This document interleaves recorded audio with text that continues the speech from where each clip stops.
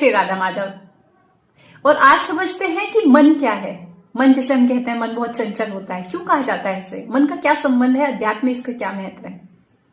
मन की अगर हम बात करें तो मन आपको बंधनों में जकड़ सकता है और मन ही वह है जो आपको मोक्ष की प्राप्ति करा सकता है। कैसे?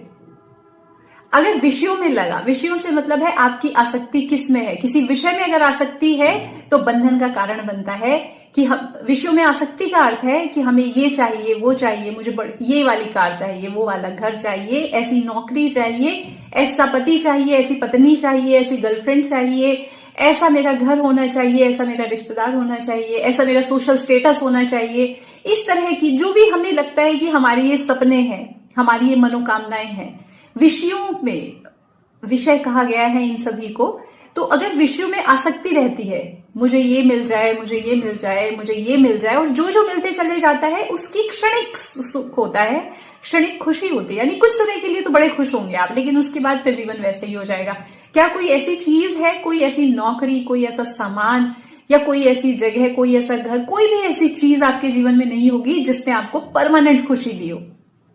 क्योंकि ये संभव नहीं है। मन तो चंचल है। आज ये चीज चाहिए, वो मिल गई तो कल दूसरी चीज चाहिए, अगले दिन किसी तीसरी चीज की जरूरत है, अगले दिन कोई और चाहिए, अगले दिन कुछ और चाहिए, फिर कुछ और फिर कुछ और ऐसे ही एक लंबी सी लिस्ट हमेशा जीवन भर चलती रहती है। आज छोटी गाड़ी है, कल बड़ी गाड़ी चाहिए, छोटा घर है, कल बड़ा घर चाहिए, आज रेंट पे रहते हैं, कल अपना मकान होना चाहिए, अपना मकान भी हो गया तो अब बड़ा होना चाहिए, बड़ा मकान हो गया तो सोशल स्टेटस थोड़ा और बड़ा होना चाहिए, कल गाड़ी थी, सेंट्रो थी, सेंट्रो से मर्सिडीज चाहिए, मर्सिडीज से रोल्स रॉयस चाहिए। और इस तरह से हमारी जो लिस्ट है वो कभी खत्म नहीं होती और हम विषयों में उलझे रहते हैं, और विषयों में आसक्त होने के कारण मन बंधन का कारण बनता है और हम इसी संसार में उलझ के रह जाते हैं।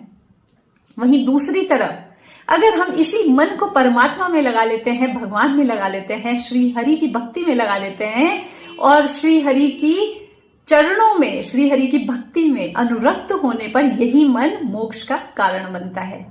तो यही मन है, आप जिस राह चाहे चले जाइए इस मन के द्वारा। चाहे तो विषयों में आसक्त हो जाइए और चाहे तो परमात्मा में अनुरक्त हो जाइए और मोक्ष की प्राप्ति कर लीजिए। इच्छा आपकी है, जीवन आपका है, जीना आपको है। तो मन ही है आपको दोनों रास्तों पर ले जाएगा। असीम आनंद चाहिए, परमानेंट खुशी चाहिए, स्थायी प्रसन्नता चाहिए, स्थायी सुख शांति चाहिए, तो अपने मन को परमात्मा में अनुरक्त कर लीजिए, बाकी सब चीजें आपको स्वयं मिल जाएंगी।